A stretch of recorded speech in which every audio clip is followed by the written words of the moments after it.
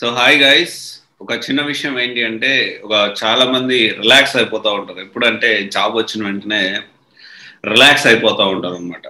So relax అవ్వడం అనేది, so job వచ్చిన వెంటనే రిలాక్స్ అవ్వకూడదు.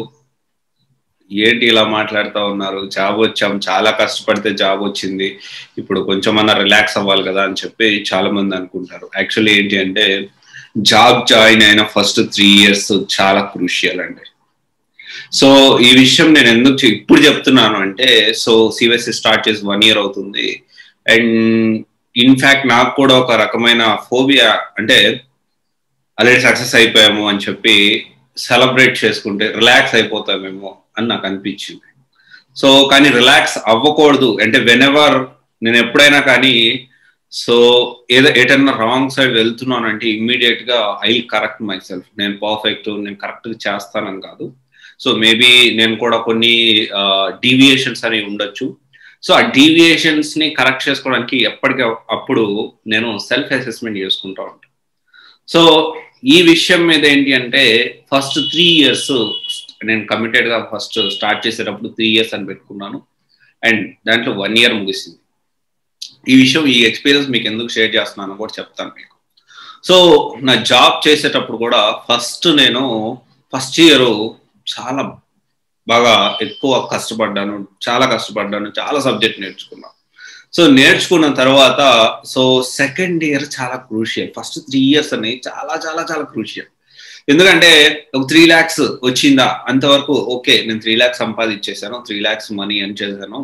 సో రిలాక్స్, 3 lakhs జాబ్ వచ్చేసింది, నాకు 25,000 ఆ చిల్, ఇంకేం ప్రాబ్లం లేదు. ఫ్రెండ్స్తో ఎక్కువ ఎంజాయ్ చేయడం, ఫ్రెండ్స్తో ఎక్కువ టైం స్పెండ్ చేయడం కరెక్ట్ కాదు. సో ఎందుకంటే స్కిల్ ఎప్పటికప్పుడు అప్గ్రేడ్ చేసుకోవాలి. ఫస్ట్ 3 years మీరు జాబ్ జాయిన్ అయిన ఫస్ట్ 3 years చాలా చాలా క్రూషియల్ అండి. మీరు ఉద్యోగం తెచ్చుకోవడం కోసం ఎంత కష్టపడ్డారో ఫస్ట్ 3 years కానీ మీరు అంతే కష్టపడగలిగితే అసలు మీ లైఫ్ అనేది అసలు చాలా బాగుంటుందండి, చాలా స్మూత్గా ఉంటుంది. మీరు ఎప్పుడైనా వర్క్ లైఫ్, పర్సనల్ లైఫ్ ఎప్పుడు బ్యాలెన్స్ చేయగలుగుతారు? ఎప్పుడు అంటే మీకు ఒక సబ్జెక్ట్ మీద పూర్తి గ్రిప్ వచ్చినప్పుడు. ఎందుకంటే ఒక చిన్న ఎగ్జాంపులే చెప్తా. స్టార్టింగ్ లో మనము సైకిల్ తొక్కేటప్పుడు ఫస్ట్ ఏం చేస్తాం? సైడ్ నుంచి తొక్కుతాం.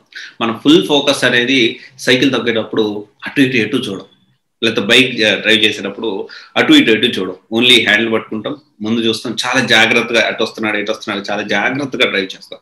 అదే బాగా అలవాటు అయిన తర్వాత అసలు దాని పాటికి అది యాక్సిలరేటర్ పాటికి యాక్సిలరేటర్ ఇస్తూ ఉంటాం.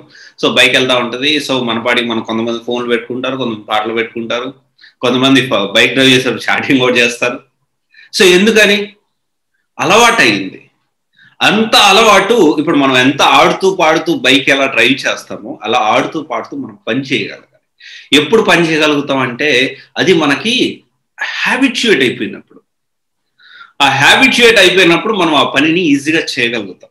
సో ఫస్ట్ 3 years అనేది చాలా క్రూషియల్. అండ్ నెగ్లెక్ట్ చేయకండి. ఆ తర్వాత మీరు కొత్త థింగ్స్ నేర్చుకోండి. And at the same time first 3 years వరకు పర్సనల్ లైఫ్ అనేది పక్కన పెట్టండి. అండ్ అగైన్ పర్సనల్ లైఫ్ అనేది ఫస్ట్ 3 years పక్కన పెట్టండి. వర్క్ లైఫ్ మాత్రమే ఉండాలి. ఒకటే పాలసీ అండి, ఇప్పుడు కష్టపడతావా, జీవితాంతం కష్టపడతావా? జీవితాంతం కొంచెం కొంచెం కష్టపడతావా? ఆ పడే కష్టం 3 సంవత్సరాలు పడతావా? సో జనరల్ గా గవర్నమెంట్ ఎగ్జామ్ గురించి, గవర్నమెంట్ జాబ్ గురించి చెప్పేటప్పుడు నేను చెప్పే మాట.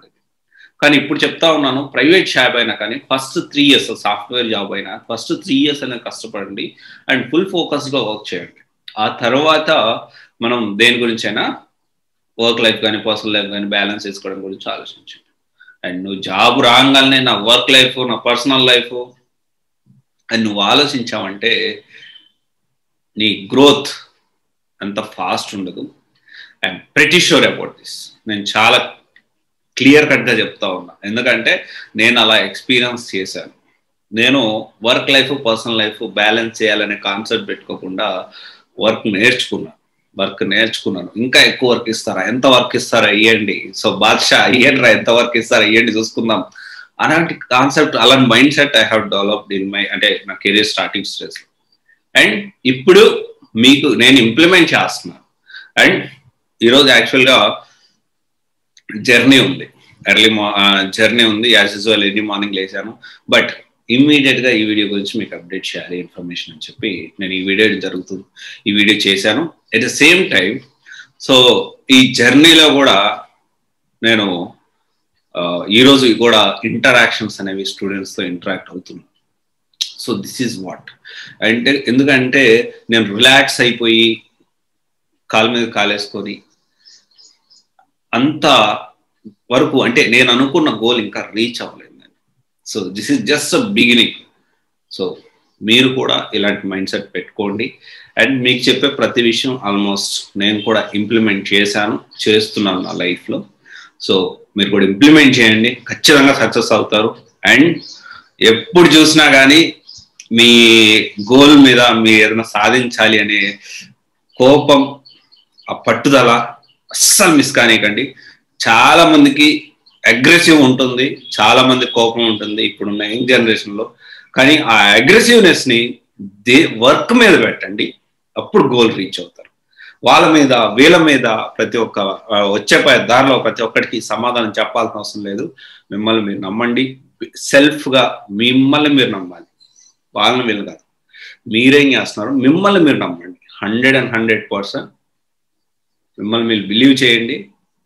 మీరు అనుకున్నట్టు చేయండి, ఖచ్చితంగా మీ గోల్ రీచ్ అవుతారు. అనుకున్నది అంటే మంచి పనులండి మీ గోల్ గురించి. Okay, thank you.